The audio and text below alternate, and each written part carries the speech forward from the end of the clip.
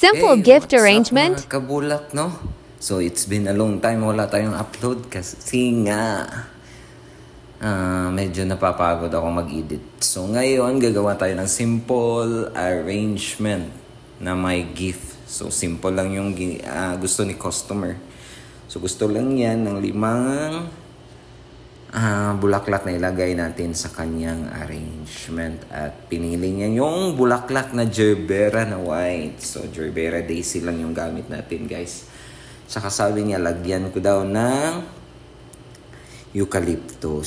So, actually, may pinakitang picture yung customer. Kaya ginaya ko lang. So, magkaiba yung bulaklak sa picture tsaka yung bulaklak na ginamit natin dito. So, pinapalitan lang ni customer. So, hindi naman niya gusto yung marami talaga. So, sabi niya, mo marakatir. So, gusto lang niya yung simplihan lang talaga.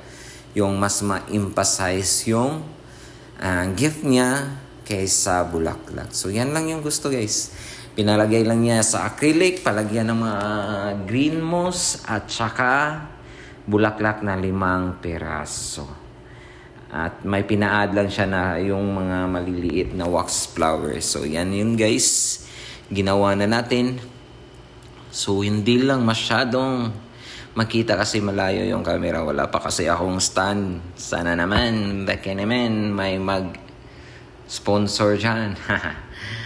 So, yan. Ginlagyan lang natin ng mga moss para ma-cover up yung sponge talaga. So, yan. Pati sa gilid. So, yan lang kasimple, guys.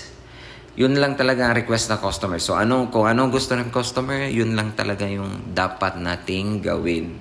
So, pwede tayong mag-suggest, but kung anong gusto talaga nila, yun lang dapat nating gawin. Kasi kung ayaw nila, ayaw talaga nila. Ipapaulit at ipapaulit, ipapatanggal at ipapatanggal talaga nila yan.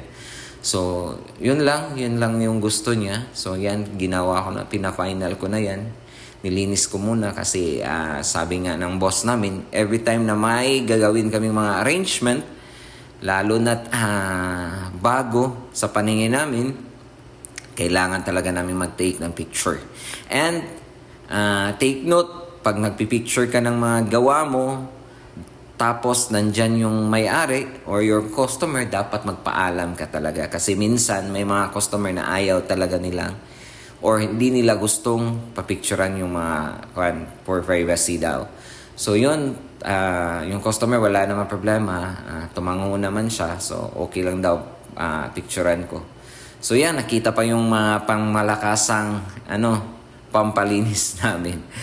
So yung basahan talaga yung nagdala.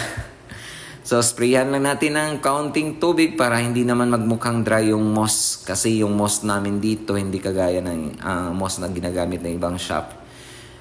Medyo dry siya. So, yun yung na-purchase kasi ng amo namin. So, kailangan kong sprayan ng konting tubig para maging fresh siya tingnan at para maging natural talaga siya tingnan na moss. So, nilagyan ko yan ng sticker kasi pag maganda yung gawa, dapat lagyan namin ng sticker for picture purposes or para na rin pag may mga customer na may isa-suggest kami, may mapakita namin. So, yan yung final na look na, guys. So, ganyan lang kasi simple, malinis. Tingnan, simple but the quality is good. So, yun lang yung gusto ni customer. So, yun yung final look, guys. Actually, may pina-add pa si customer. Hindi ko na lang talaga na-videohan kasi late na niyang sinabi na lagyan ko yung raw ng wax flower. So, yun lang, guys.